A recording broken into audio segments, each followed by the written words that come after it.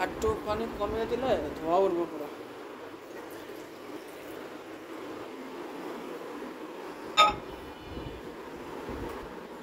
আপনার কাছে আমি আন্দাজে আন্দাজে করলে হবে? তো ধোঁয়া উঠতেছে, দাঁড়ান।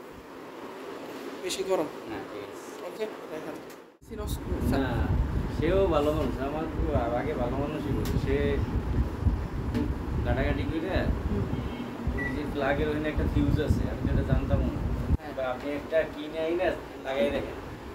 আচ্ছা, নাহলে এসি এলা কিন্তু আপনার একটা বুঝুন বুঝুন কি টাকা লাগে।